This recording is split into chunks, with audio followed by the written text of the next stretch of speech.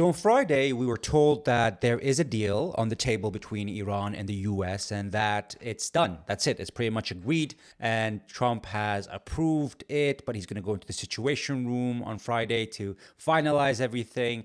And then we hear that Trump didn't finalize the agreement. And we were told that after the markets closed. Again, during market hours, we're told all the time that a deal is imminent, everything's happening. And then when markets close, things change. On the weekend, things change. Today, I want to go into, do we actually have a deal or not? And also, why is the price of oil not as high as people expected?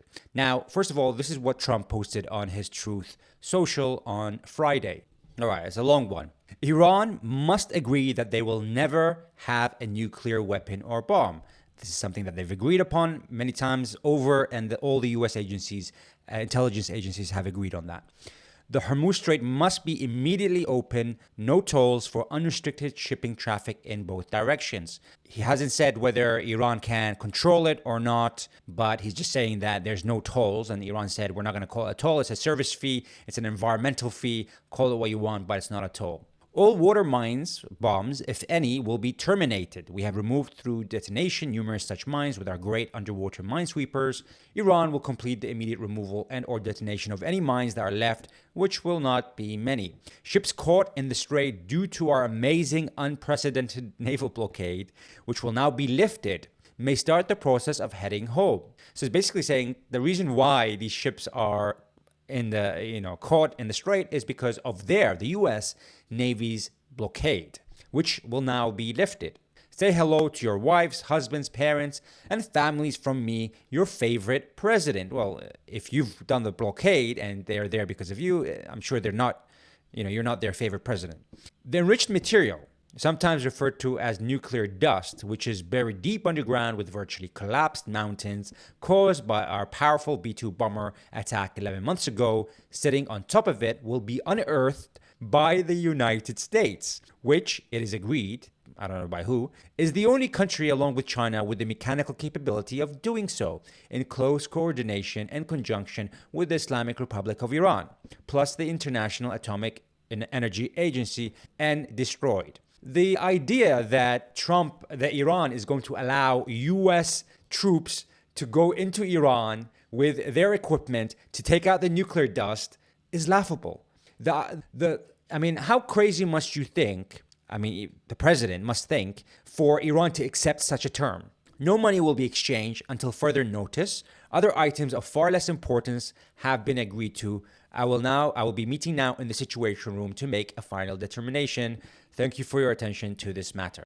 Now, Trump says that no money will be exchanged at the moment and that there are other items that are of less importance that has been agreed upon. Well, the Iranians are saying that the U.S. has agreed to unfreeze $12 billion immediately, and then another $12 billion once certain conditions are met. So the Iranians are saying, we're not going to do anything until that $12 billion of our money, which you have frozen, the U.S., is unfrozen and given to us. And then we expect another $12 billion. But on top of that, there'll be sanctions relief, and Iran will continue to control the Strait of Hormuz. And the U.S. is saying that's not the case. We're not going to give them the money. We're going to go there and get the nuclear material, the 60% highly enriched uranium. Iran is going to allow the U.S. to come in and do the digging with the help of the Iran. This is just insane. And this is why Trump keeps on saying things like that and then backtracks. Now, Trump has said that he's going to change certain conditions because he's not happy with it. So even though we were told on Friday that by the U.S. that agreement is done pretty much and they're going to remove the naval blockade, as soon as markets closed, we have the weekend, and then Trump says, actually, no, I'm going to change certain conditions. And so most people, the image that the U.S. is portraying is that Iranians cannot make any decisions because their leadership has been destroyed and they're all over the place and they're not communicating by email, so things are taking longer. But the reality is that the reason why we're not into an agreement right now is because the U.S. is non-agreement capable. They cannot accept the reality of the situation, that they didn't meet any of their objectives during this war, and that Iran is now stepped up as a regional power and is not demolished, is strengthened because of this war. Not to say that they haven't suffered economically through this war, but diplomatically, militarily, they have been strengthened because the US wasn't able to achieve any of the objectives of doing regime change, obtaining its 60% enriched uranium, destroying its missile capability. None of this was achieved. In fact, what was achieved is the US bases in the Middle East were destroyed. The image of the US has been destroyed, of the security guarantee. No one trusts the US anymore. And so Iran is dictating the terms of this agreement with the US. But the US, Trump cannot accept the terms. Even though from an economic perspective, he has to come to an agreement with Iran, because we're discussing how that's going to impact oil prices. We haven't even seen the real impact of the U.S. The oil prices increase that's going to happen, which we're going to go into now. And so he cannot accept the terms of the U.S. And so he keeps on backtracking. He'll say something and then he'll go back to Benjamin Netanyahu. He'll go back to all the pro-Israel people around him, and they'll say that's a ridiculous deal. Trump cannot accept unfreezing of assets because he made fun of Obama for doing that. And Obama only gave, I believe it was less than $2 billion. We're now talking about a total of $24 billion. How is he going to accept that?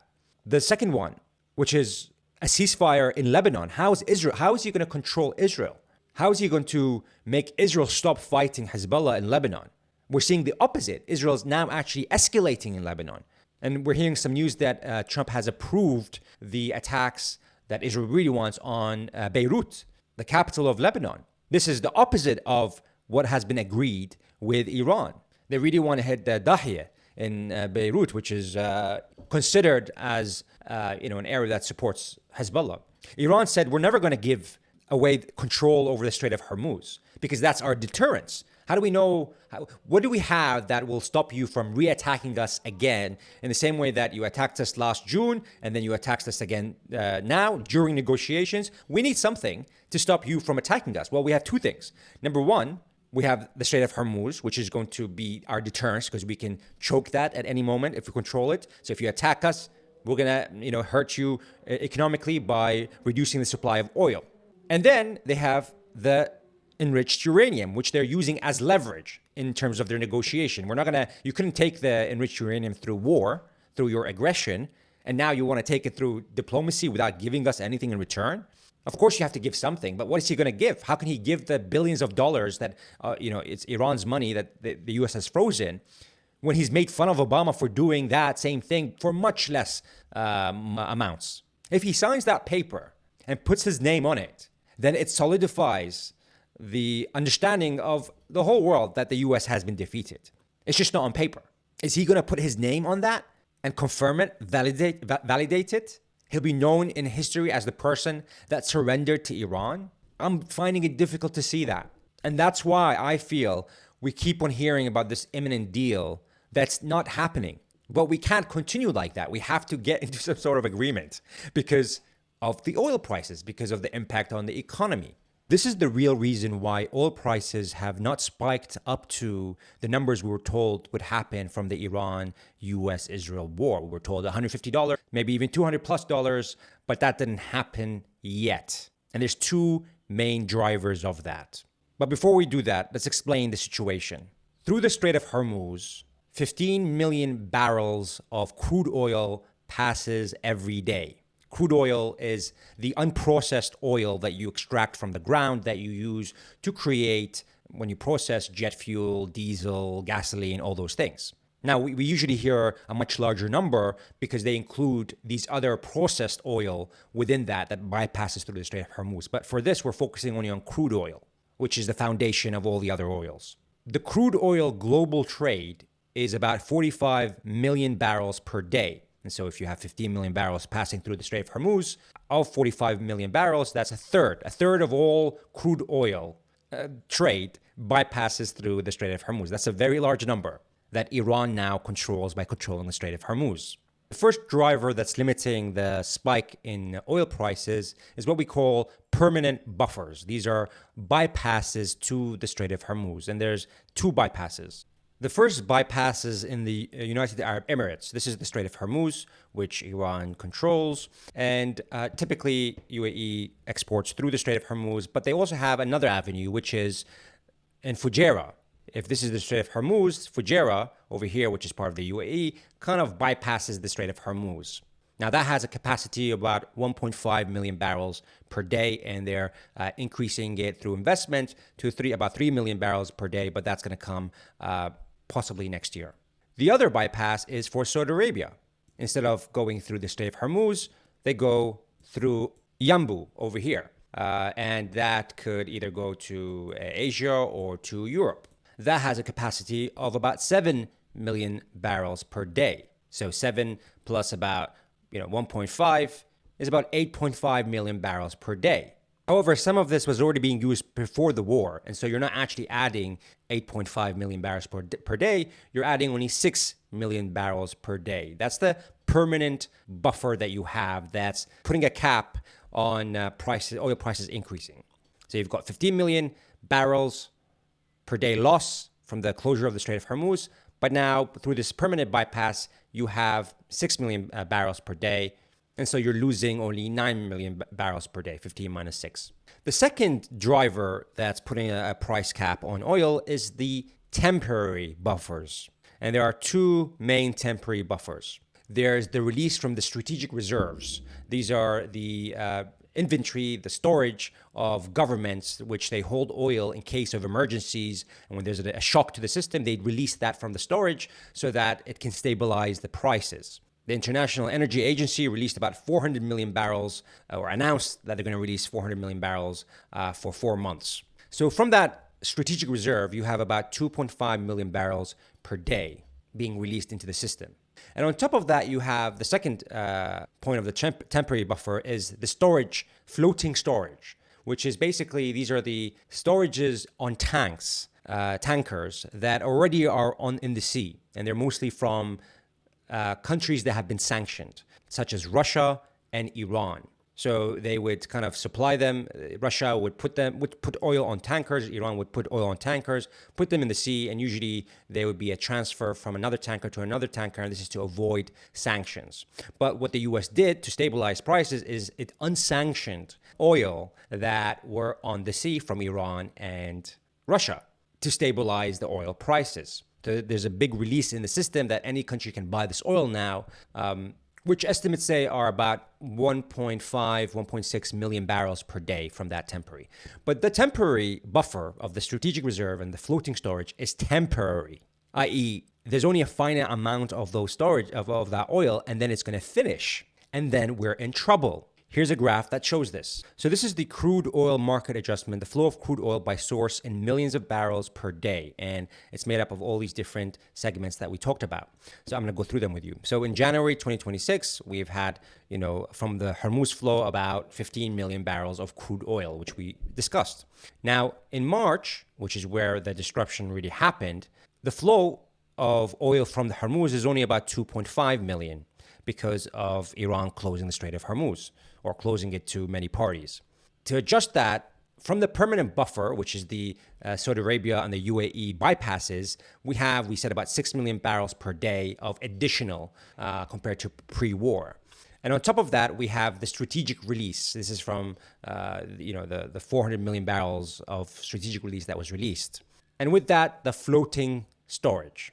There's the Russian floating storage and there's the Iran floating storage. And the gap over here is the market adjustment, which is what's the gap compared to the 15 million barrels per day before the war and now. There's about 3 million in March only, which isn't as big as the 15 million barrels that we would have normally seen go away because Iran closed the Strait of Hormuz, all because of these different buffers, the temporary buffers and the permanent buffers. However, the situation changes as the months go by because some of these buffers are temporary. Now, if we skip to May, we suddenly see that because of the U.S. blockade, the Strait of Hormuz flow goes from 2.5 before the blockade to 1.5 after the blockade, because only certain ships are bypassing the blockade. We still have the 6.36 million barrels per day of permanent buffer from Saudi Arabia bypass, Yanbu, and the Fujairah UAE bypass. And then we have the strategic reserve release of 2.5 million. And then we have the Iran floating storage of 1.25 million. And then we have a gap basically a gap in supply of 3.3 million. However, the situation gets really bad in June and July, because what goes away is the strategic reserve. It's going to finish. We don't have unlimited amount of strategic reserve being released because it's a temporary buffer. So that is finished in July. And on top of that, all the Iran floating storage and the Russian floating storage is also finished because it's been on the sea, it's been used all these months. So now we don't have a temporary, by July, the temporary buffer is gone. And what's left is a gap of 6.4 million barrels per day missing. And that's when we're going to see the shortages. By August, we have a permanent 7 million barrels per day of missing oil per day, million barrels per day, assuming the blockade, the US blockade is still there, and Iran is limiting the passage of ships. And this is why we're not seeing the price hike that we expected of $150 per oil, because we had these temporary buffers, which are limited. This is the strategic reserve buffer. This is the Russian floating storage buffer. And then this is the Iran floating storage buffer. And really in June is when we're going to see the really big increases. By July, there's going to be shortages. So 15 million barrels per day lost because of the Strait of Hormuz, minus the about 6 million, let's say, of permanent bypass. That leaves 9 million barrels per day. Minus the 2.5 from the strategic reserves, leaves 6.5 million barrels per day. And, there's still some bypass through the Strait of Hormuz of about 1.5 million barrels, which leaves 5 million barrels per day. This month, we're going to be missing about 5 million barrels per day because all the floating storage is done. And soon, even that 2.5 million barrels of the strategic reserves will be gone. But at the moment in June, it's 5 million barrels per day, about. The problem is that because the US government keeps on saying that a deal is imminent, everyone expects this is just a temporary thing, that the prices are a bit higher.